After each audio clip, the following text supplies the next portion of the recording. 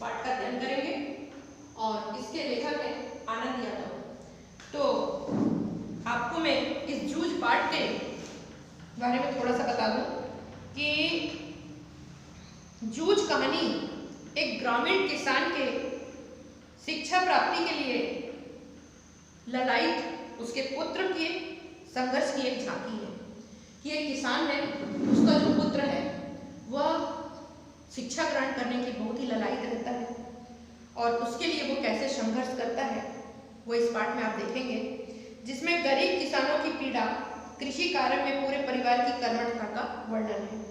कहानी का प्रमुख पात्र आनंदा की पाठशाला जाने की लगन ने उसे पढ़ाई के साथ साथ कृषि कार्य में सामंजस्य बिठाना सिखा दिया।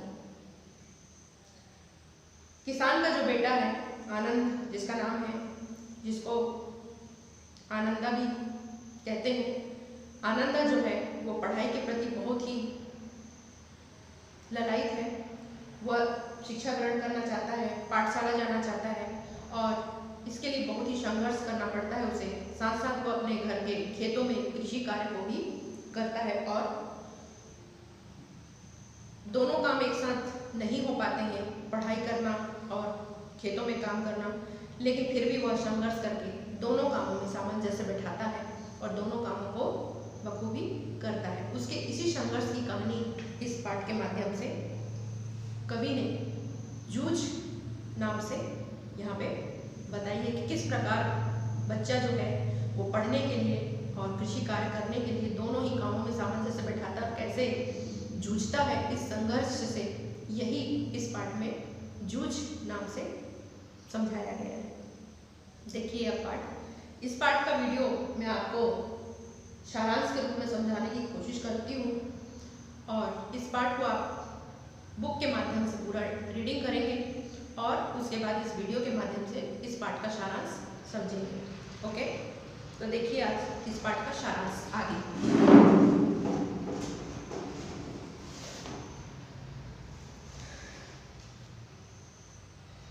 जूझ कहानी के लेखक आनंदा के पिता उसे कक्षा चौथी के बाद पाठशाला भेजना बंद कर देते हैं। आनंदा के जो पिता थे उसे कक्षा चौथी तक पढ़ाते हैं और उसके बाद उसे स्कूल भेजना बंद कर देते हैं। पाठशाला ना जा पाना और शिक्षा अधूरी रह जाने का ख्याल बालक आनंदा को बहुत दुखी करता है। पिता स्वयं खेती के कामों से जी चुराता था।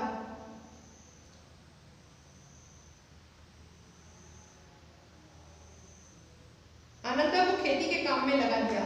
पिता जो था वो खेती के काम से बहुत जी चुराता था, आलसी था, इसीलिए उसने अपने पुत्र को खेती के काम में लगा रखा था। सुबह से शाम तक खेतों में पानी देना, कोल्हू चलाना जैसे काम आनंदा ही करता था और पिता सारा दिन गांव में घूमता फिरता और रखमाबाई के कोठे पर जाता था। उसका पिता जो था वो दिन रात घूमता रहता था और शाम होते ही एक रखमाबाई का कोठा था, वहां जाके समय बिताता था। खेत का सारा काम आनंदा से कराते थे। यही कारण था कि वे उसे पाठशाला भेजना नहीं चाहते थे। खुद आलसी था, दिन भर घूमना चाहता था, इसीलिए वह आनंदा को स्कूल नहीं भेजना चाहते थे कि अगर आनंदा स्कूल जाएगा तो मेरा खेत का काम कौन करेगा। दिवाली के बाद ईख पेरने के लिए कोल्हू चलाया जाता था, किंतु ईख मतलब गन्ना, दिवाली के बाद गन्ने की पिराई होती थी। इस वर्ष दादा की समझ में ईख अच्छी खासी कीमत मिल जाती है। देर तक खड़ी रहने वाली ईख के रस में पानी की मात्रा कम होती है और रस गाढ़ा हो जाता है, जिसके कारण ज्यादा गुड़ निकलता है। लेकिन दादा की समझ में गुड़ ज्यादा निकलने की अपेक्षा भाव ज्यादा मिलना चाहिए, मतलब उसका भाव ज्यादा मिलना चाहिए। इसलिए आनंदा के घर कोल्हू पहले से ही शुरू हो जाता है, मतलब कोल्हू शुरू में ही गन्ने को अगर पिराई हो जाए तो उसमें भाव ज्यादा मिलता है और देर तक के अगर गन्ने को खड़ा रखा जाए उसकी फसल को, तो उसका रस जो है वो गाढ़ा हो जाता है, जिससे गुड़ ज्यादा निकलता है। आनंदा की मां चाहती थी कि उसका पुत्र 7वीं कक्षा तक पढ़ ले, लेकिन दादा गुस्सैल स्वभाव के थे, मतलब उसके पिता गुस्सैल स्वभाव के थे, अतः वह डरती थी। धूप में कंडे थाप रही माँ से आनंदा ने अपने पढ़ने की बात एक दिन छेड़ी। एक दिन उसकी माँ धूप में कंडे थाप रही थी। आनंदा ने अपनी माँ से अपने पढ़ने की बात कही, मतलब इच्छा जागृत की कि मैं पढ़ना चाहता हूँ। माँ ने कहा, अब तू ही बता मैं क्या करूँ। पढ़ने लिखने की बात में उसका पिता बरहेला सुअर की तरह गुर्राता है। बोलती है कि तेरे पिता जो है वो पढ़ने के बाद को ही सुनते ही वो जोर जोर से गुर्राने लगता है, मतलब गुस्सा हो जाता है। तो मैं कैसे तुझे पढ़ने की उसके साथ बात करूं। आनंदा ने दत्ताराव जी सरकार से पढ़ने के बारे में बात करने को कहा। उन्हें अपनी माँ से कहा कि माँ तुम जिसके घर काम करने जाती हो दत्ताराव जी के घर, तुम उनसे बात करो कि वह मेरे पिता से बात करें। माँ बेटी की तड़पन समझती थी, अतः रात को आनंदा और उसकी माँ दत्ताजी राव देसाई के यहाँ गए। अब उसकी माँ और बेटे दोनों दत्ताराव के यहाँ जाते हैं, क्योंकि माँ उसकी बच्चे की तड़प को, पढ़ने की जो तड़प थी उसे समझ रही थी। माँ ने उन्हें सब बताया कि दादा खेती के काम में हाथ नहीं लगाता। दत्ताराव जी को माँ ने बताया कि जो उसका पति है वो खेत के काम में बिल्कुल भी हाथ नहीं लगाता है। सारे गांव भर में आज़ादी के साथ घूमने को मिलता रहे, इसलिए उसका पढ़ना बंद कर खेती में जोत दिया। बताती है वो कि मेरे बेटे को दिन भर खेती में जोत दिया है और खुद दिन भर घूमता रहता है। देसाई बोले, आने दे अब से मैं उसे सुनाता हूँ कि नहीं अच्छी तरह देख। बोलते हैं कि अब वो आएगा ना तो मैं उसे बहुत बातें सुनाऊंगा, अर्थात उसे बहुत डांटूंगा। उठते उठते आनंदा ने कहा कि जनवरी के महीना में कक्षा में जाकर बैठ जाए और पढ़ाई की दुहाई कर ले तो 2 महीने में 5वीं की सारी तैयारी हो जाएगी। उसने कहा कि 2 महीना जनवरी के महीने में वो कक्षा में जाके बैठ जाए और पढ़ाई को वो दोहरा ले तो 2 महीने में ही 5वीं की सारी कक्षा, मतलब सारी पढ़ाई को तैयारी कर लेगा। दत्ताराव जी ने कहा, अब तुम दोनों घर जाओ, जब वो आ जाए तो मेरे पास भेज देना। बोला दत्ताराव जी ने कि तुम अब घर जाओ, जब तुम्हारे पिता शाम को आएंगे घर तो तुम उसे मेरे पास भेजना, मैं उनसे बात करूंगा। दादा के घर आने पर माँ ने कहा, साग भाजी देने देसाई सरकार के यहाँ गई थी तो उन्होंने कहा कि बहुत दिनों से तेरा मालिक दिखाई नहीं दिया, खेत से आ जाने पर जरा इधर भेज देना। वह रात को जब उसका पति घर आता है तो वो उसे, उसकी पत्नी बोलती है कि सुबह जब मैं साग सब्जी देने सरकार के यहाँ गई थी तब उन्होंने तुम्हें बुलाया है और कहा कि बहुत दिनों से तुम मुझे दिखाई नहीं दिए, तो रात को जब तुम घर आओ तो एक बार उन्हें घर जरूर भेजना, तो इसलिए तुम चले जाओ, तुम्हें तुमसे वह मिलना चाहते हैं। देसाई के बाड़े का बुलावा सम्मान की बात थी, मतलब देसाई जो था वो एक धनाढ़ व्यक्ति था, सेठ था। अगर उसने बुलाया है किसी को तो ये उसके लिए बड़े सम्मान की बात है, इसलिए दादा तुरंत चल पड़ा। आधे घंटे बाद माँ ने आनंदा को यह कहकर भेज दिया कि माँ खाना खाने के लिए बुला रही है। आधे घंटे बाद आनंदा को भी माँ ने एक बहाने से भेजा कि जा दादा को बोलना कि माँ खाना खाने के लिए बुला रही है। दत्ताराव देसाई ने लेखक से पूछा कि कौन सी कक्षा में पढ़ता है रे तू। अब जब आनंदा वहां पहुंचा तो दत्ताराव जी ने पूछा उससे कि तू कौन सी कक्षा में पढ़ता है। मतलब ये दत्ताराव जी ने बिल्कुल भी महसूस नहीं होने दिया कि सुबह माँ और बेटे दोनों मेरे पास आए थे और सारी कहानी मुझे बता के गए हैं। आनंदा ने कहा 5वीं में पढ़ता था पर अब स्कूल नहीं जाता क्योंकि दादा ने मना कर दिया है। बताया उसने दत्ताराव जी को, मैं 5वीं कक्षा पढ़ता था लेकिन अब नहीं पढ़ता हूँ क्योंकि दादा ने मना कर दिया। खेतों में पानी लगाने वाला कोई नहीं था। देसाई ने पूछा, क्यों रत्नाप्पा?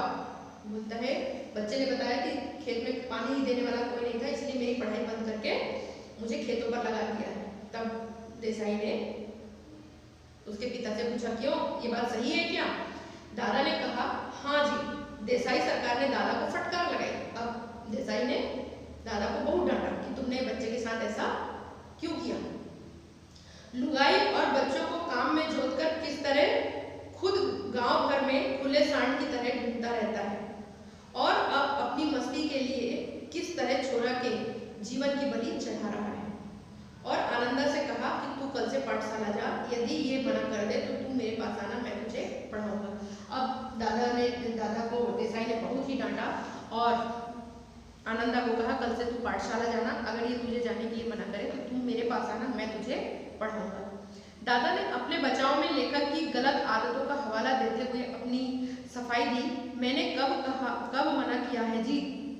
कभी कंडे बेचता, कभी चारा बेचता, सिनेमा देखता, कभी खेलने जाता। दादा ने भी अपनी सफाई दिया और बच्चे की गलती बताया कि ये खेलने जाता है, चारा बेचता है और कंडे बेचता है और पढ़ाई में ध्यान नहीं देता है। खेती और घर के काम में इसका बिल्कुल भी ध्यान नहीं, बोलता है कि घर भी कभी काम में भी ध्यान नहीं देता है और खेती के काम में भी ध्यान नहीं देता है। देसाई ने कहा क्यों रे छोकरे?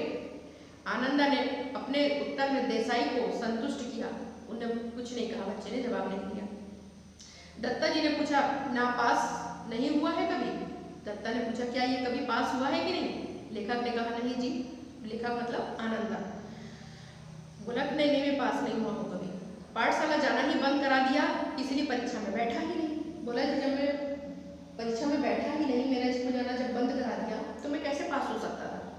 देसाई ने आनंदा को पाठशाला जाने का आदेश देकर दादा से भी उसे पाठशाला भेजने के लिए हामी भरवाई। अब पिता ने भी उसके पाठशाला जाने के लिए हामी भर दी। खाना खाते वक्त दादा ने आनंदा से वचन लिया कि पाठशाला 11 बजे होती है, 11 बजे तक पानी देना। बोला कि तुम्हारा स्कूल 11 बजे लगेगा तो तुम 11 बजे तक खेतों में पानी दोगे, ऐसा पिता ने अपने पुत्र से वचन लिया। खेत से सीधे फिर पाठशाला पहुंचना और छुट्टी होते ही सीधे खेत आकर घंटा भर ढोर चराना और कभी खेतों में ज्यादा काम हुआ तो पाठशाला में गैर हाजिरी लगाना, समझे? बोला कि और छुट्टी होते ही वापस खेत में आके गाय भैंस ढोर चराना और खेतों में अगर जिस दिन ज्यादा काम हुआ उस दिन तुमको स्कूल जाने की जरूरत नहीं है, उस दिन तुम अपनी गैर हाजिरी लगाना। बोला अगर तुमको मंजूर है तो तुम पाठशाला जाओ, नहीं है मंजूर तो मत जाओ। उसने भी अपने बच्चे के सामने में एक शर्त रख दी। लेखक 5वीं कक्षा में जाकर बैठने लगा। कक्षा के 2 लड़कों को छोड़कर सभी अपरिचित थे। कक्षा के लड़के उससे कम उम्र के थे, फिर भी सब उसे परेशान करते थे। शरारती लड़कों ने लेखक का मजाक बनाया, उसका गमछा छीनकर मास्टर की मेज पर रख दिया। बीच की छुट्टी जो होती थी उसमें उसकी धोती खोल देते थे। आनंदा घबराने लगा और उदास रहने लगा। अब उसे ऐसा लगता था कि स्कूल में सब मेरे लिए पराए हैं, कोई मेरा अपना नहीं है, सब मेरा मजाक उड़ाते हैं और वो बहुत ही उदास रहने लगा। माँ ने एक नई टोपी और चड्डी मंगवा दी। अब धोती खोल देते थे, इसीलिए उसने माँ को बताया कि माँ ने उसके लिए एक चड्डी मंगवा दी। बोला कि तुम इसको पहन के जाना, तो इसको बच्चे नहीं खोलेंगे। अब लेखक चड्डी पहनकर जाने लगा। गणित के अध्यापक शरारती लड़कों की पिटाई करते थे, अतः कक्षा में शरारत कम होने लगी। कक्षा के बसंत पाटिल नामक एक लड़का था जो बहुत ही शांत स्वभाव का था और बहुत ही ज्यादा होशियार भी था। मास्टर ने उसे कक्षा का मॉनिटर बनाया। कक्षा के बसंत पाटिल नाम का जो लड़का था वह पढ़ने में होशियार होने के कारण आनंदा जो था वह उसी की तरह पढ़ना चाहता था और धीरे धीरे वह उसी की तरह पढ़ने लगा और होशियार बनने लगा। जल्दी ही वह गणित में होशियार हो गया। दोनों मित्र बन गए। शिक्षक लेखक को आनंदा कहते हैं। अब आनंदा का मन पाठशाला में लगने लगा। मराठी पढ़ाने के लिए मास्टर न व सौंदलगेकर थे जो कविता बड़े धुन में पढ़ाते थे। एक मास्टर जी थे सौंदलगेकर, वह कविता मराठी कविता बड़ी धुन में बहुत ही लय और राग में सुनाते थे, पढ़ाते भी थे। मधुर कंठ था, छंद व रसिकता के कारण उनका कविता पढ़ना अच्छा लगता था। उन्हें अंग्रेजी और मराठी की कविताएं कंठस्थ याद थी। कविता पढ़ाते पढ़ाते वे भावबोध से अभिनय भी करते थे, मतलब जैसी कविता रहती थी उसके एक्सप्रेशन के साथ वो पढ़ाते और उसको गाते थे। स्वयं कविता भी रचते थे और कविता भी वो स्वयं लिखते थे। आनंदा उनके इसी गुण से बहुत ही ज्यादा प्रभावित था। आनंदा खेतों पर पानी लगाते या ढोर चराते समय मास्टर जी की तरह कविताएं गाता और थुई थुई करके नाचने लगता। वह मास्टर जी की तरह ही गाने लगता था और नाचने भी लगता था उसकी धुन पर। उसे अनुभव हुआ कि अन्य कविताएं भी इसी तरह पढ़ी जा सकती हैं। अतः जिस काम को करते वक्त उसे अकेलापन लगता था अब वह समाप्त हो गया। उसे एकांत अच्छा लगने लगा।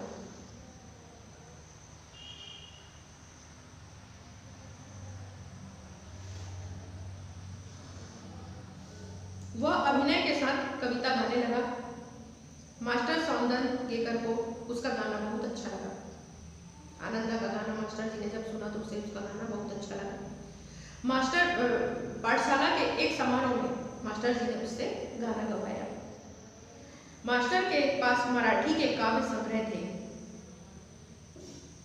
मास्टर जी के पास मराठी कविताओं के बहुत ही ज्यादा काव्य संग्रह थे। मास्टर कवियों के संस्मरण भी सुनाते थे। अतः आनंदा को कवि आदमी लगने लगा।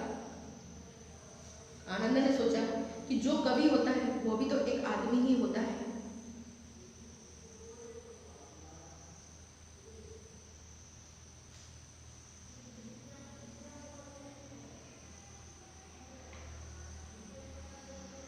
आनंदा को विश्वास हो गया कि कवि भी उसी की तरह हाड़ मांस व क्रोध लोभ का मनुष्य होता है। बोला कि जो कवि जो होता है वो कोई विशेष प्रकार का आदमी नहीं होता है, उसका भी हाड़ मांस और क्रोध और लोभ का ही बना हुआ वह मनुष्य होता है। और वह भी उस मनुष्य की तरह सोचता है कि मैं भी इसी मनुष्य की तरह हूँ और इसी कवि की तरह मेरा भी शरीर है। तो जब वो कविता लिख सकता है तो मैं क्यों नहीं लिख सकता, अर्थात मैं भी कविता लिख सकता हूँ। मास्टर ने दरवाजे पर लगी हुई मालती के बेल पर कविता लिखी। मास्टर जी ने एक कविता लिखी जो दरवाजे के बाहर मालती की बेल लटकी हुई थी, उस मालती की बेल पर ही एक कविता लिख दी। इससे आनंदा को लगा कि वह अपने आसपास गांव खेतों पर भी कविता बना सकता है। उसने सोचा जब मास्टर जी दरवाजे पर लटकी मालती की बेल पर कविता लिख सकते हैं तो मैं भी अपने आसपास के गांव, खेतों, तालाबों और आसपास की जो भी जगह है उस पर भी मैं भी कविता लिख सकता हूँ। अब वो भैंस चराते वक्त फसलों व जंगलों के फूलों पर तुकबंदी करने लगा। अब वो भैंस चराते जाता, अपने आसपास जो भी उसको चित्र दिखाई देते, जो भी दृश्य दिखाई देते, वह उस पर कोई कविता बना के गुनगुनाने लगता। वह उन्हें गुनगुनाता और पाठशाला जाकर मास्टर जी को सुनाता। छोटी छोटी कविताएं बनाता और अपने मास्टर जी को जाके सुनाता। कविता लिखने के लिए कागज कलम रखने लगा। कागज कलम ना होने पर वह लकड़ी के टुकड़े से भैंस की पीठ पर या पत्थर की शिला पर कंकड़ से लिख लेता। अगर पहले तो वो कागज कलम रखता, जिस दिन उसके पास कागज कलम नहीं होता तो वह भैंस की पीठ पर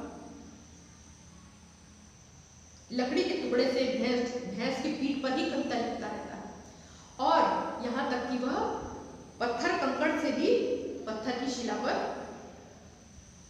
कविताएं लिखने लगा और उन्हें याद करता। कंठस्थ हो जाने पर वो उसे पोंछ देता। अपनी कविता मास्टर जी को दिखाता और सुनाता। कभी कभी वह रात को ही मास्टर के घर कविता दिखाने पहुंच जाता। वह जितने बजे भी कविता लिखता, रात को भी लिखता तो रात को ही जाके कविता दिखाने पहुंच जाता मास्टर जी के घर। मास्टर उसे कविता शास्त्र के बारे में समझाते। अब मास्टर जी जो थे वो उसे कविता शास्त्र के बारे में समझाते कि कैसे छंद, अलंकार, शुद्ध लेखन, लय का ज्ञान कराते। वो बताते कि कैसे कविता की रचना करना चाहिए, कैसे अलंकारों का शास्त्र होता है, कैसे कविता को कवि जो है वो शुद्ध रूप में कैसे लिखना चाहिए, किस प्रकार शुद्ध लिखना जरूरी होता है, शुद्ध लिखने के नियम क्या होते हैं। अनेक विषयों पर सहज बातें बताते रहते। मुझे उनके लेखक कहते हैं मुझे उनके प्रति अपनापन अनुभव होता। वे मुझे पुस्तक देते, अलग अलग प्रकार के कविता संग्रह देते। उन्होंने कई नई तरह की कविताएं सुनाई तो लगा मैं इस ढर्रे पर कविता बनाऊं। बोला उन्हें कई प्रकार की कविताएं सुनाई तो लेखक को लगा कि मैं भी इस प्रकार की कविताएं लिखूं। इन बातों से सौंदर्यकर मास्टर के बहुत नजदीक पहुंच गया और उनके सानिध्य में रह करके मास्टर जी के बहुत ही करीब लेखक पहुंच गए और जाने अनजाने उनके मास्टर जी के साथ रह करके उनके सभी नियमों को अच्छी तरह समझाने से उसकी मराठी जो भाषा थी वह सुधरने लगी। उसे लिखते समय मैं बहुत सचेत रहने लगा। देखा बताते हैं कि जब भी मैं मराठी में कविता लिखता बहुत ही सचेत होकर लिखता। अलंकार, छंद, लय आदि को सूक्ष्मता से देखने लगा। मतलब बहुत ही बारीकी से वह छंद, अलंकार और लय को देखते कि कहीं कोई गड़बड़ ना हो जाए। शब्दों का नशा चढ़ने लगा और ऐसा लगने लगा कि मन में कोई मधुर बाजा बजता रहता है। और इस प्रकार उन्हें कविता लिखने का एक धुन सवार हो गई और वह कविता लिखना शुरू कर दिया। यही वो समय था जब लेखक आनंद राव यादव को कविता लिखने की धुन सवार हुई और यही स्थितियां थी कि वह कविता लिखना शुरू कर दिया उन्होंने।